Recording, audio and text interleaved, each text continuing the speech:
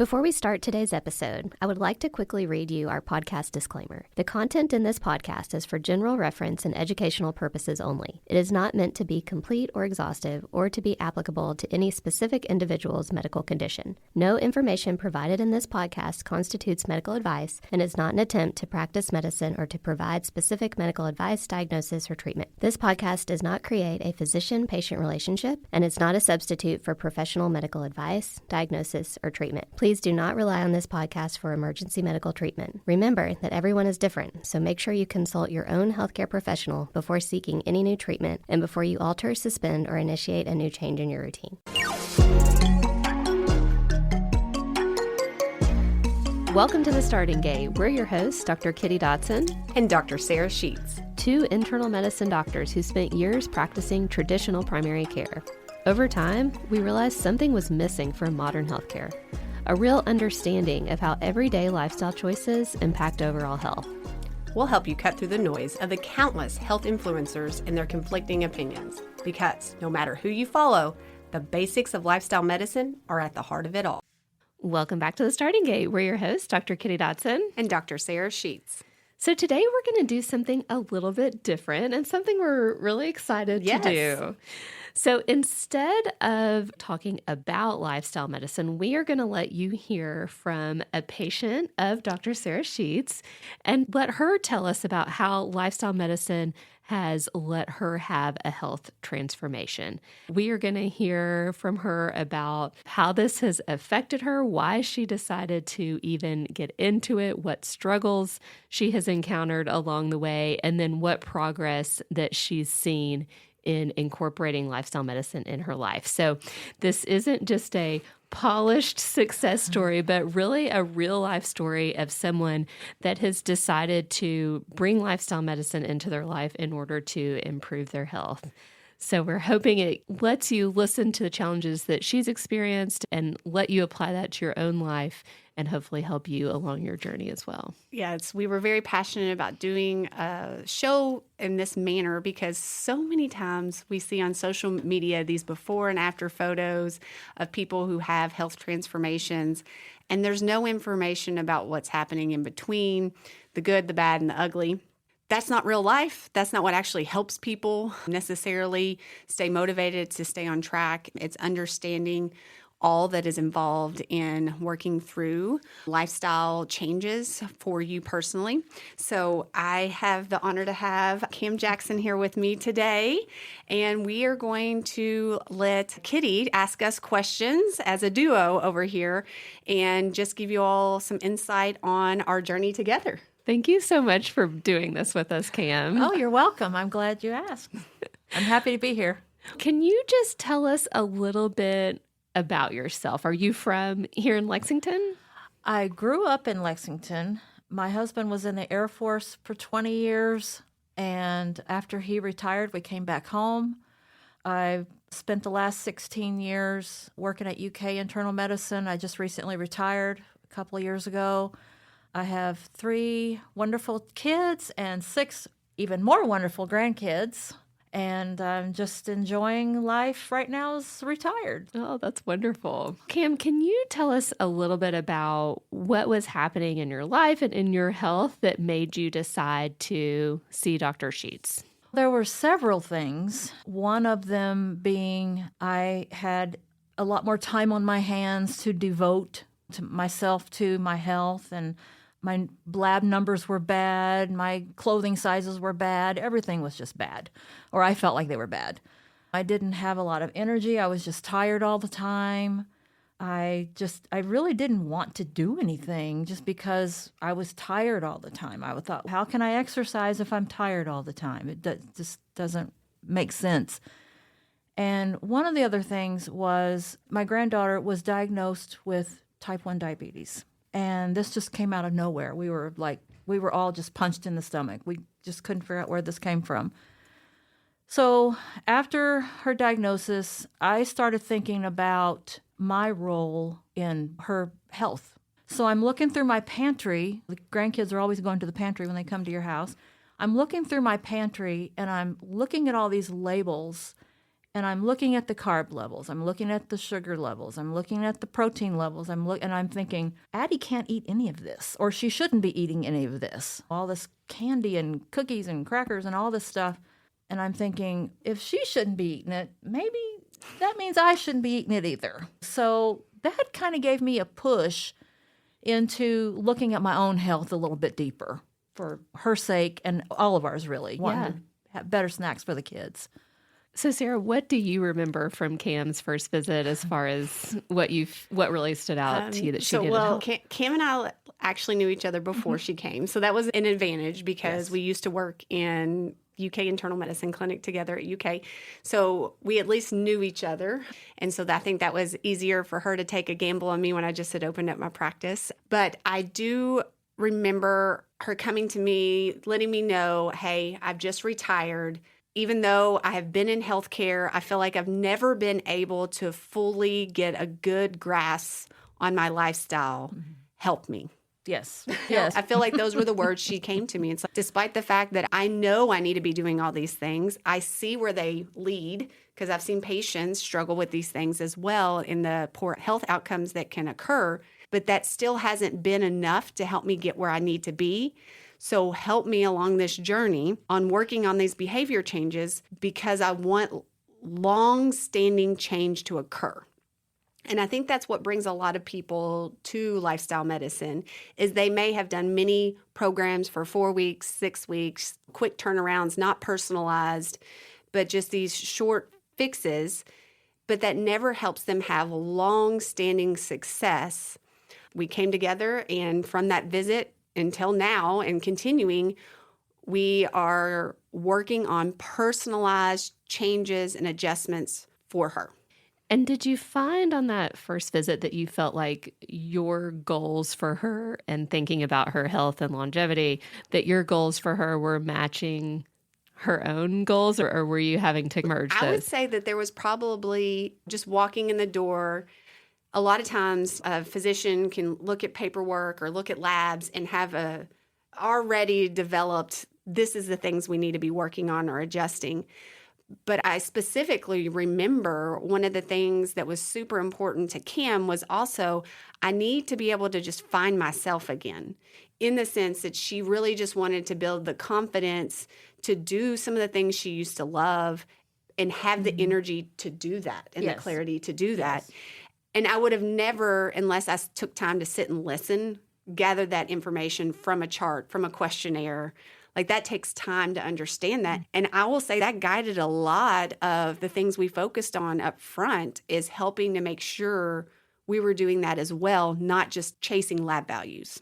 Yeah. And so, Cam, it sounds like to me that you were really wanting to focus on fatigue and feeling kind of this lack of motivation to do what you... Yeah. I needed to get back to being able to have more energy and to want to do things, that are better for me. Yeah. And so where did you guys decide to start? Because that's a very vague thing to say. And yes, and that's why I said, I said, I need help. Yeah. I need help. I need help in several different areas. I needed help with my physical health, mental health, neurological health.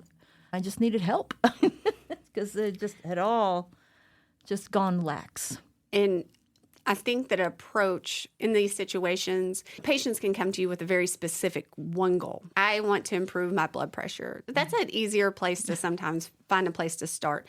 But when we're taking a very whole person approach and trying to help heal your whole self, that can be really tricky. And I remember every visit, we talk about all the lifestyle pillars, and you can't do them all at once. And so it was more so of just learning small steps from the beginning, learning how to just bring movement back to your life in a very small way, especially if you look back then to now, right? You can say those were really small steps compared to what you are able to accomplish now, as well as just as she had mentioned her pantry. I remember in some of those first few visits, we were just learning some basics of what do I need to be eating to fuel my body in a way that I can also lose weight, because that sometimes is very challenging for people because you can just eat less and then not actually fix that fatigue, and it just gets worse. And so it doesn't drive you to want to continue it. So it's learning how to not only eat in a way to lose weight, but to feel good. And we spend a lot of time learning that. Kim's now very much an expert on nutrition. After all this time, like, she can rattle off. She brings me cookbooks now and like, hey, check these out. Look at how well balanced they are. They count off 6 vegetables in it. And just has really took the time to learn all this information to be able to do it on a daily basis. Yeah, it is a little overwhelming. It's overwhelming to have to learn all of this. I love to cook, and cooking is an art, but cooking for weight loss is a science. Yeah. It is, because you not only have to make a presentable dish, but I have to make sure that it fits all of my macro puzzle. I have to make sure it fits my macro puzzle in my calorie deficit that I'm in. So that's the challenging part. And learning how, I didn't know as much about nutrition as I thought I did. You think you know a lot, but you don't. Because I didn't know a lot of the science behind it. I didn't know that if I have to increase my protein, you better increase your fiber and your water. All of that works together. And you don't think about these things if you don't know the science behind food. Yes. Yeah. So what helped you to get started to understand it? What was the first step you took to understand this? It was once Dr. Schuetz had a plan for me. I think what I did was I took that information and I ran with it, because she told me, okay, let's just start out with logging your breakfast and your lunch, I think it was. Yes. Just 2 meals a day. And I thought, I need to log all of them. I logged every meal every day, because I thought I have to take this information and I have to go running with it. And I just started reading about nutrition, reading about foods. What foods can I get under for this macro that I need? All the different foods out there. It's a little overwhelming. And I just started making up, every week I would make up my grocery list, and I'm like, I need this many macros for this and this much protein, and what foods do I need to eat to fit these macros or these micros? And so did Learning you experience. end up having to incorporate a lot of new foods that you weren't used to? That, plus I incorporated a lot of foods that I grew up eating but I didn't like. Once I learned how to cook those foods differently than my mom did, I'm sorry, but my mom wasn't a good cook sometimes. We always had good food growing up, but I took some of those foods that I didn't think I liked, and I learned how to cook them differently to the way I like them now. And so I'm incorporating so much food in my diet now that I never thought I would like. Once a week or once every 2 weeks, I'm going to try a different fruit or vegetable that I've never tried before. And that's how I've been incorporating tons more fruit and vegetables in my diet. Oh, that's awesome. I love those 30 plants a week. She's a pro. She can do it. I would say one of the things that I think has brought the most success for her is many times we just want someone to tell us exactly what to eat for the rest of our lives. And we know that's not necessarily how this is going to work. It can be helpful up front, knowing some ideas of what breakfast may look like or lunch may look like or what dinner may look like, but really just taking time to understand why that's a good option then gives you the power to experiment with so many other different types of foods, because we all have to be honest with ourselves. We have different taste preferences. Culturally, people have different things that they like. What you have access to is different. So the more that you're able to learn how to adjust different recipes and food to what you need and use that knowledge to just run with it, it gives you the best chance for long-term success, because then you can pivot and you don't feel like you get bored with eating the same things all the time. And she's done an amazing job of doing that and learning how to find recipes that still work for her, that before when she started was like, tell me the exact thing to eat. But now I don't ever have to tell her what to eat. She's telling me what to eat at this point and giving me recipes that are amazing. So I think that is something that helps people with long-term success, is learning how to adjust different foods to fit their own lifestyle. And I'm constantly looking at clean eating cookbooks or healthy eating cookbooks, Mediterranean cookbooks. I'm scouring Pinterest looking for recipes because, say, for instance, I bought a white squash. Never had it before. The first thing I'm going to do is I go into Pinterest and type in white squash and look at all the recipes that come up for under white squash because I've never eaten it before. How should I cook it? Should I roast it? Should I grill it? And so basically that's what I do. I just scour the recipes. Yeah. And I would say for anyone listening, you seem like the ideal patient who is like really taking this information and wanting to incorporate new plants and all of these things. But as we've said before as well, you don't have to have 800 recipes. If you can get a good 6 or 7 recipes down that you can just repeat and repeat, that's a great place to start. And then you can follow in Cam's footsteps later. Yeah. And with some things I do. Some things I do eat the same thing several times a week. But then other things, I want to try something new. And I love how you mentioned there may be things that you didn't like as a kid. Yeah. And then now you're like, I'm thinking Brussels sprouts That for me. and boiled. Mine was asparagus, because boiled I only asparagus. had it in this weird slimy form. And I was like, in a can that was yes. boiled. Yes. Everything was in a can or a jar. Yeah. So now everything is fresh. And when you first started this, what were you keeping track of or reflecting on to keep you going? I think that I really needed to look into the future because I knew that I wanted to get from a before to an after version of myself. And I knew that it was something I had to stick with because I've not always been very good in the past sticking with things. I can be very inconsistent with things. I start things, I don't finish things sometimes. So I knew that this was something that I had to put discipline in to get to that after point. And Sarah, what did you notice when she came back, maybe the first or second follow-up? She's been making these diet changes. What did you see different in her? Was it labs? Was it the way she was appearing? Some of the things I remember are discussions about over time, over the first few months, how she quit thinking about fast food as much. Do you remember that discussion? Yeah. She had this aha moment of, as I've changed, I thought I was always going to be battling not having fast food or not going through this drive-through. And she was like, suddenly, I just don't want it. Yeah. Do you remember? There was like this moment that made it that's a pivotal moment for a lot of people on their health journey, is because so much you feel like, I'm always going to feel like I'm depriving myself. But when you're consistent enough with eating more of these whole foods, actually there's a turning point that it becomes easier. And not everyone will stay on board until they get to that. So I do remember that.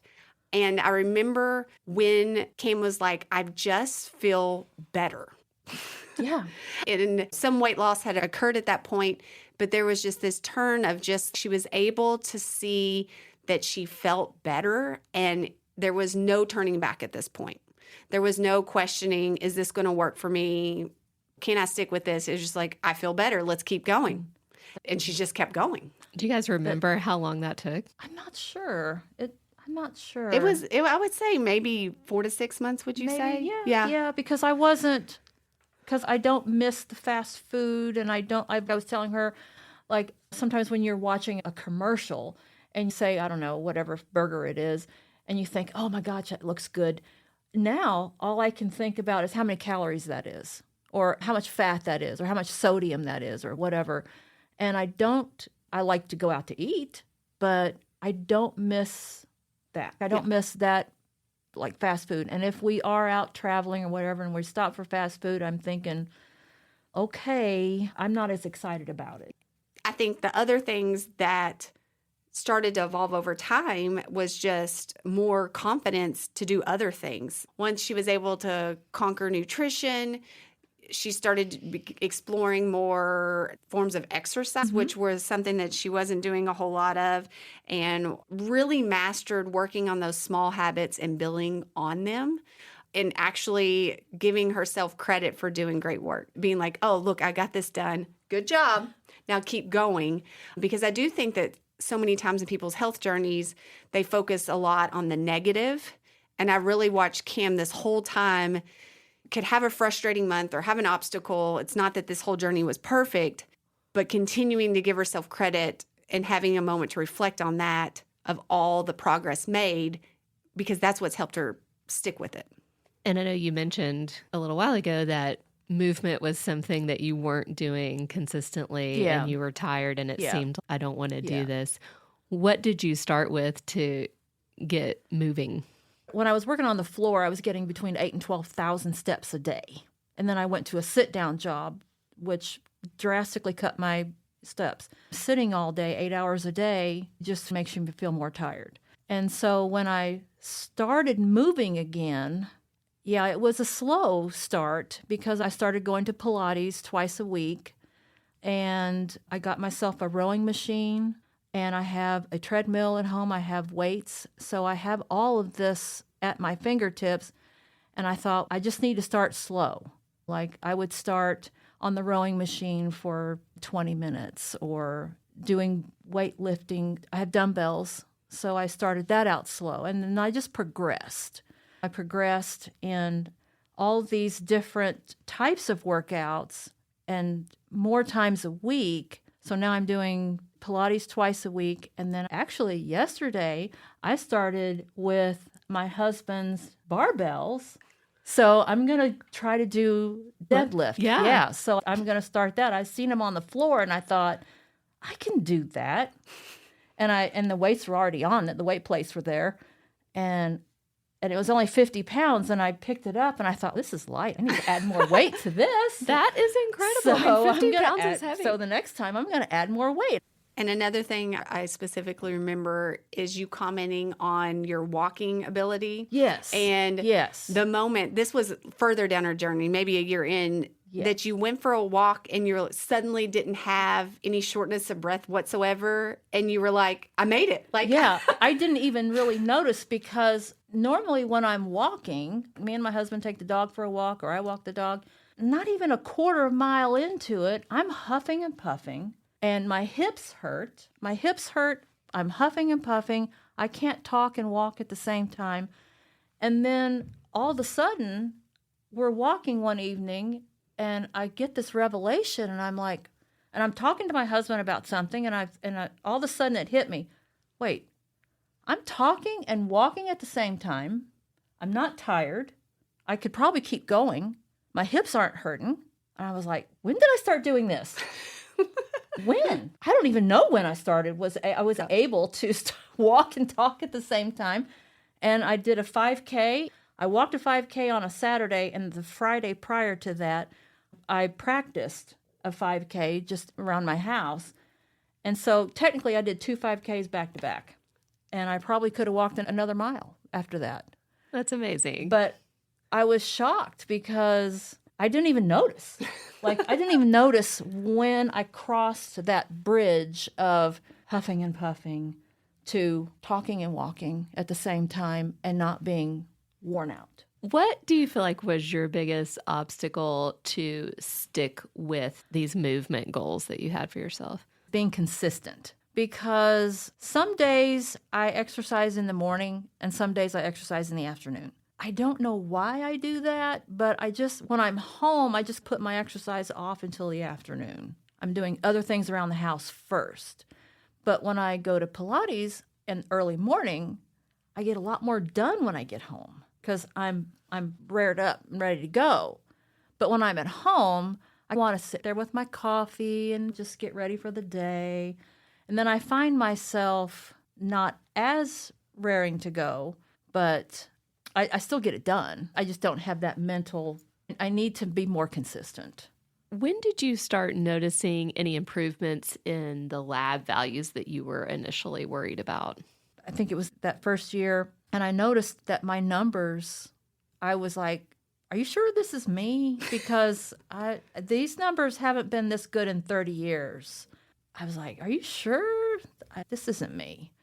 But it was, so I was very surprised. I was very surprised that my lab numbers were so good. And what did you see improving, Sarah? Not only lab values of her metabolic health. There's a multitude of those lab values that we monitor, but it was also a big goal that Cam had, was to be able to drop some medicines as well. And she's been able to do that, come completely off her blood pressure medicine, which was just a huge win in general. So not just lab values, but also less medicine. Who doesn't love less medicine? Yeah. I got to cut in half, actually, cholesterol medicine. The one blood pressure medicine that I was on, I got to drop that. But there's one that I can't stop taking. But the one that I was on for the short time, I got to drop that. Yeah. That is awesome.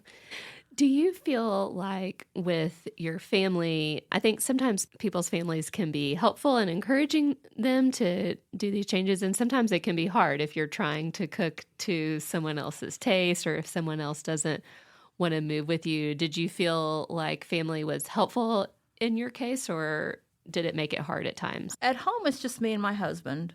He's always been in good health, so he's not as calorie strict as me. He is able to eat all the snacks he wants to eat, which is hard on me at times, but I do the best I can with letting him do what he wants to do. And I think the hard part is when we have family gatherings, Christmas and birthdays. We have a lot of birthdays during the year and holidays. That can be a struggle, but I get through it. But as far as encouragement, I get a lot of encouragement from you. I have to make sure that I'm doing what's giving myself positive. I love that statement. Do. And I think you have gotten, and I think this is helpful for our listeners because you've improved this skill set tremendously. How have you learned to navigate all these family gatherings? Because that's something I get asked a lot. And I think from when you started to now, you have learned how to do that. And so what has helped you have the best success on learning to navigate all those things when you feel like they're all the time, always coming at you? I just have to make sure I'm aware of what kinds of foods that are going to be available. I do have a family member that likes to bring a lot of salads, so that's helpful. And depending on like what type of holiday it is, most of them function around food. So I just have to be very aware of what's going to be there, what's the occasion, and just make sure I'm making smart choices. Try not to eat too much cake. Try not to eat too much hot dogs and French fries and things like that. It's hard because I do love a good hot dog, and during July 4th, and we all love good hot dogs. And so instead of eating a hamburger and a hot dog, I will choose which one do I want the most. And that's what I think Cam has done the best, is she's really learned how to navigate the all or nothing mindset and really learned how to just ride the middle of the road when it comes to these gatherings, which I think gives a lot of people the most success. Because many times when we have that all or nothing mindset, we go into a holiday and just break free, then it seems really hard to get back on board after it's all over. And as I've watched her learn how to navigate this, she's gotten just really good at being like, I'm just going to have this smaller piece. I'm going to have the dessert. I'm going to have a smaller piece, but I'm not going to just have 3. I want to sample all of them. And I really think that has been a huge part of her success as well, is really learning how to stop that all or nothing mindset. I feel like I can still have my hot dog, and I just don't have the bun. Yeah. It's a give and take, because if you told me that I could never have another hot dog or never have another cheeseburger, or I was like, oh, eventually your body is going to rebel against that. When you give up something and you say, I'm never going to eat these Cheetos again, your body's eventually going to rebel against you unless you have super self-control. Yeah. At least if you have a few, then that kind of just, it takes the edge off and you feel satisfied and you're able to move on and you're able to reset the next day without feeling like you're missing out on everything. And you're watching everybody else enjoy their food, and you can eat this food as long as you eat mindfully and then you reset the next day. Yeah, I think that's great. And how do you feel like this has helped with just your general management of stress and mood? I'm definitely in a better mood more often because I feel like I have more to look forward to. I get excited about going to Pilates. If I miss for some reason or we're not having class, I actually feel guilty if I don't go to Pilates on a Tuesday or Thursday. But I feel like that where I'm at now, it makes me feel better about myself. And so that boosts your mood also when you feel better about yourself. And it just makes me look forward to just basically living life again. Getting out there and enjoying a walk with my dog and feeling good that I'm able to do that. Do you feel like you've been able to motivate anyone else in your life to make positive change by watching you? If anyone else is motivated, I have never heard any feedback regarding that. Yeah. So I'm hoping to motivate people. But you're motivated really more by how you're feeling. Oh, yeah. Yeah. I'm enjoying shopping again, buying cute clothes and things like that. So it certainly helps to buy smaller clothes or to go shopping for cute workout clothes. That keeps me motivated too. Yeah. I have a huge amount of workout clothes. And just so our listeners can understand, how would you explain your energy levels before doing all this compared to now? If you could actually give a side-by-side comparison. Before it was just dread. There was a lot of dread. Oh, I've got to do this. I've got to do that. I just don't feel like it. I don't want to. A lot of I don't want to. That was a big part of it too. But now I feel more energy. I feel like just putting more effort into a lot of things, just daily life things, putting more energy into taking walks or cleaning the house, as humdrum as that must sound. I still have to clean the house, and that's a workout too. But I just have more energy to do the things that I want to do. And if someone's listening and they can really relate to that initial version of you that's tired and unmotivated, and they feel like this is just too much and I don't know if I can do this, what would you say to them? I would say just start small, the baby steps. Even if it's only a few minutes a day, just get off the couch and clean something or walk out the door, or walk outside, look at your garden, just walk around your yard, look to see what needs to be done. I'm sure something will catch your eye. Oh, I need to do this, or I need to remember to do that. Do you mean as far as the energy level or weight loss in general? Or just if they feel like, it seems like a lot of effort, I don't know if I can do it, I'm hesitant to even get started. You just have to look within yourself. You have to look within yourself and you have to pull that determination out. That's basically what it is. It's determination that you need to pull out of yourself and find. And it's baby steps to get started. And once you get those baby steps moving, it gets easier. Another thing that I think has been so remarkable, because we've been working together for so long, is you've been able to stay consistent. What, at this point, do you think is the reason that you keep showing up and you didn't let go of this compared to other times when you had tried? I think it's just something inside of me that tells me I've got to keep doing it.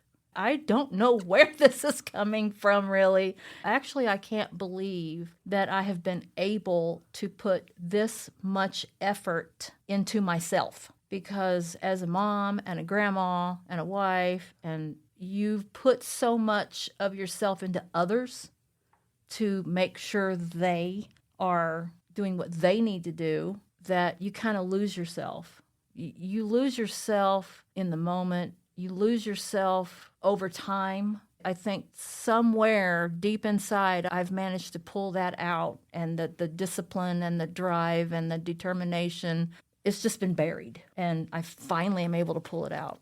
And I'll help reflect on this as well, because I know we've talked about this, is sometimes when you feel like you've tried and then you try again, when you don't start small enough and you don't gain that momentum and that ability to show that you can have some successes up front, that's the most important thing that needs to happen. You need to prove to yourself you can have those small wins so you keep going and believe in yourself. Because just as you're describing, I don't think this is uncommon. I think this happens to many women. They lose themselves because they pour every bit of their energy into all of their family, and there's nothing left for them. So it's really learning how to finally look deep inside and be like, I'm going to do this thing for me. Yeah. And when it became about doing it for me to feel better and have that health, you were able to stick with it. Yeah. Yeah. I guess because I've just never had enough hours in the day just for me. Since I've been retired, I have more time for me. And that was one of my brick walls when I retired was, okay, now what? I have all this time. I have all this freedom. Now, what do I do with the second half of my life? And part of that was, if I don't get to a healthy part of my life, I'm going to be spending my retirement years in the doctor's office. And nobody wants that. I love my doctors, but I don't want to be there any longer, more than I have to. So I thought, if I want to enjoy my retirement years, I have to get myself healthy enough to enjoy those retirement years, because I don't want to just sit on the porch, on the rocking chair. I want to travel. I want to do things I may not have been able to do before, now that I have all this time, and learn more things. And I was diagnosed with mild cognitive impairment, and so part of getting my neurological health back in shape also, and along with physical shape, I've started reading more, putting more effort into reading and learning things. What would you say to the previous version of you, or to, let's say, another mom who is very busy and taking care of lots of other people and not taking care of herself, but she is not to retirement. She's got 15 years to go. What would you say to her to encourage her to take any step in this direction? One of the things is you have no time to go to the gym or exercise. Is there someone in your life that can give you a little respite a couple of times a week just to get out and take a walk? If you have small kids, I know what it's like to have small kids at home and not have any time to do things. Maybe find someone that can help you to give you a 30-minute respite a couple of days a week, so you can get out and either take a walk with one of your friends or go to the Y or go to a gym, even if it's just 30 minutes at a time. Or if you'd like to spend time with your friends in a book club or...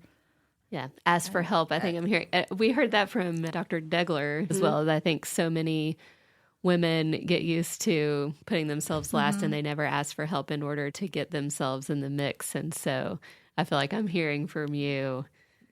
Yeah, reach out to even if you have to pay, say, for a babysitter. Maybe if you don't have anybody at home that can take care of the kids for 30 minutes at a time, a couple days a week, maybe hire a babysitter just for 30 minutes a day or an hour a day. There might be a teenager in your neighborhood that would like a few extra dollars to spend, or if they're of age where they can stay by themselves, trust them for an hour at a time and go out and do something nice for yourself. I think that is really great advice. I know we've talked about this at times, but what other advice would you give people that are just overwhelmed thinking about changing their way of eating that you felt like ended up being a little bit easier than you thought it would be? Maybe you didn't think any of it was easy, so that's okay. But just as a motivator, because I think sometimes we get so overwhelmed thinking about making changes to our nutrition, and then we don't do anything at all. I would call my lifestyle doc and set up an appointment. Wasn't trying for that plug, but thank you. To discuss nutrition, because it is a science and an art in eating. It can be a little overwhelming, or talk to your primary care. They can set you up with a nutritionist who can sit down with you and start out small, discussing what types of nutrition you need daily and how to fulfill those nutritional needs. If you were to sit down with a nutritionist to discuss even the basics of nutrition, and if you know the basics, then it's easy to expand from there. Unfortunately, I feel in today's world, we're not given any image of what the basics should look like. So it becomes very confusing. And what I always tell people is I truly think nutrition should be very personalized. And I've said this over and over again. So even following whatever the latest diet trend is or what is felt to be the healthiest eating, I really think having that one-on-one education from someone who specializes in nutrition dietetics, it is a huge advantage because they can help personalize to your specific needs. And we all have specific needs when it comes to nutrition. There is value in that. I know we all like to just get our information off social media and the internet because it's free. But I do think there's a lot of value in having someone actually understand you, your health, to help set you up for better success. Because fad diets don't work.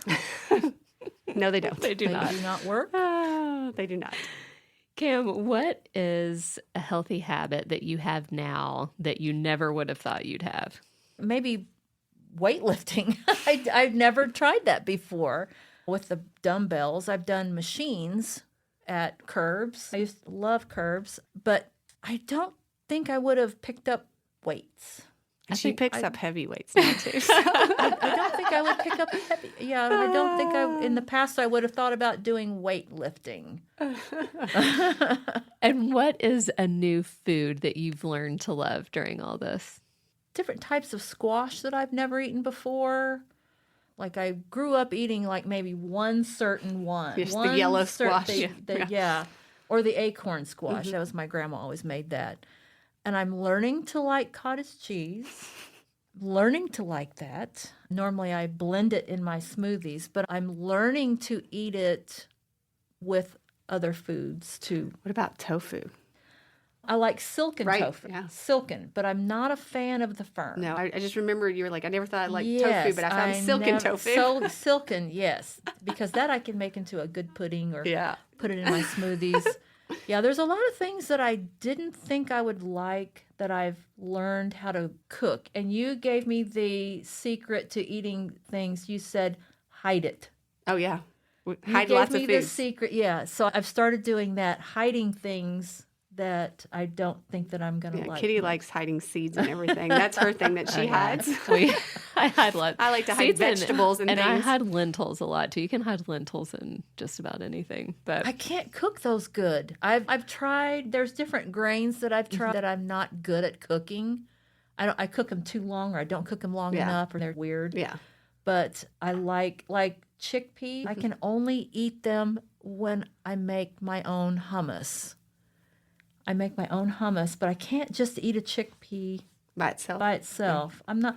I think it's the texture. I'm a texture person. But I like that you've experimented so much with figuring out other ways that you can incorporate things into your life, which is really cool. What would you say is your go-to stress reliever now instead of driving through a drive-through? I think getting outside in the yard, walking around with the dog, and just walking around looking at my flower beds, thinking about what I'm going to do in the spring, making plans for this and that, just to get out of the house, to get outside. That helps. And what do you have in your pantry now for your granddaughter who has diabetes?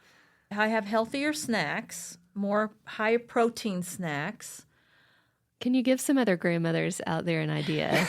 I'm talking to you, Mom. I'm keeping more high protein, better, healthier snacks in the pantry for them. Still a few little sugary snacks here and there, but I don't want to completely lose your grandma card.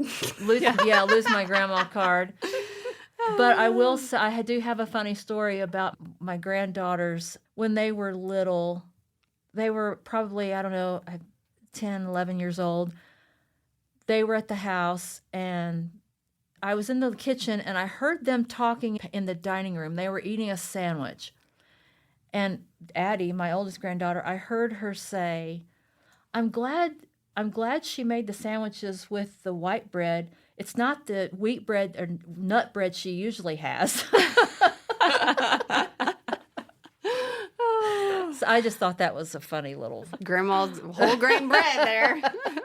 She says, it's not that nut bread they usually have. So, Sarah, can you wrap up? I know when we were talking about who would be a good patient to talk to and talk about how lifestyle medicine has helped them, and you thought of Kim immediately. Can you wrap up why she came to mind for you? The reason I really wanted Kim to do this because I got to watch someone walk in my door feeling completely defeated with no confidence in themselves and not feeling their best and really just discouraged about what retirement was going to look like, and have got to watch a complete transformation over the period of time that we've worked together into someone who is active, fueling their body in a way that they have great energy, has improved their cognition and their mental health and just their overall confidence in life, and see them glow. I don't think there's anyone any better to demonstrate what lifestyle medicine is at this point, because she has just been able to take all of the information provided and just do it slowly and stick with it. It's an example of what lifestyle medicine is supposed to be. And she's done it all. And I love that because it's not about a perfect lifestyle. I love it. You still have a hot dog when you want to. And it really is about being able to find what you can be consistent with in order to feel better and to feel more like yourself. And that is the beauty of lifestyle medicine. It truly is. And I'm just so proud of her. And I'm so thankful that you put so much effort into me.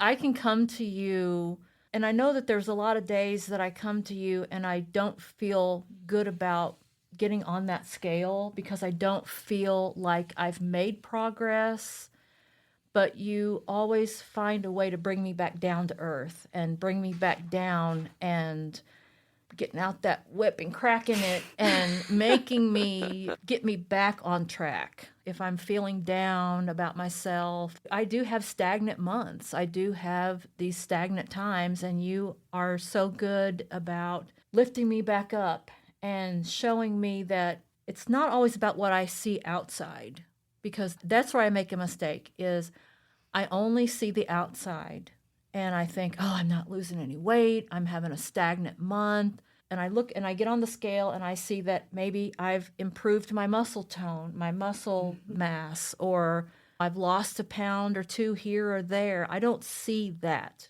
I don't see the inside. I just see the outside, and I see the number on the scale, and I let that get me down sometimes because I don't feel like I'm putting enough effort. The effort isn't there sometimes.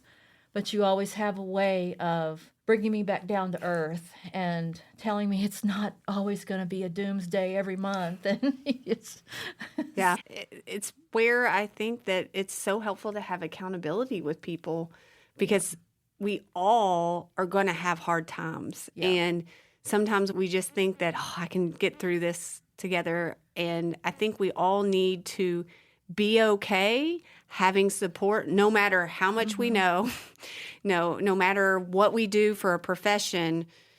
It's learning to be okay to lean into someone during those times, because we can't always see the whole picture. Yeah. That's the mistake I make, is not allowing myself to see the whole picture. I just see one side of the sheet. I don't see both sides of the sheet.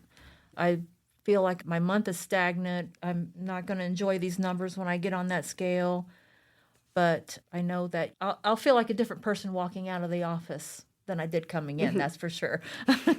And I knew that you would be someone that I was comfortable with from the very beginning, because I did work with you and I knew your bedside manner. I knew how passionate she was about her patients. I knew that this would be a good fit. And I was so excited. When I saw that you were opening this clinic, this practice, I thought, This is exactly what I need when I needed it. This was an aha moment that I saw that you were opening this practice. I thought, this is exactly what I need when I needed it. And you've been just a godsend to me. Yeah. I know that you say I do all the work, but I have to give you 70% of the credit. Because without you... Don't deserve all that. You get more than that. But without you, I couldn't have done... I have never been able to do this with anybody else. So I don't know what I would do without you. I have to tell you that. Thank you. I really appreciate that. I will take that. And it is very rewarding, more so being able to walk alongside people in this journey and watching not me actually doing the intervention, which is what we typically do a lot in medicine, that we're prescribing the medicine to take that fixes someone's pneumonia, or we're doing the procedure to drain an abscess, or you name it. But instead, in this field, I'm able to give someone else the tools to do the intervention and have the success and have the confidence in themselves. That is the most rewarding part of lifestyle medicine. Doesn't that fall under learn one, do one, teach one? Yes. And because at this point, I feel like Kim has the ability and the tools that she will not always need me. I can always be there for her, but she will not always need me, because she has been able to build that confidence in herself to take ownership of her health again. I don't know when I can give you up, though. You are in the driver's seat. I'm just a passenger that just talks to you occasionally, but you're in the driver's seat. And so I really do think that is what helps so many people have success, is getting that skill set and that confidence that they can be the driver of their health again. And where we just mess that up so much in medicine, traditional medicine, is because we're always the interventional person, but not really ever trying to throw that back with the patient so they can be in the driver's seat again. Yeah. You're feeding them, but you're not teaching them how to eat. Yes. Yeah. Yeah. I feel like you have motivated me and hopefully motivated a lot of people listening. And thank you so much for sharing your story and letting us all know that we can do it and we can get started. You can do it if you try. If I can do it, anybody can do it. Hopefully you all have enjoyed this show, and let us know if Kim inspired you so we can let her know as well. And be sure to tune in next week. See you next time.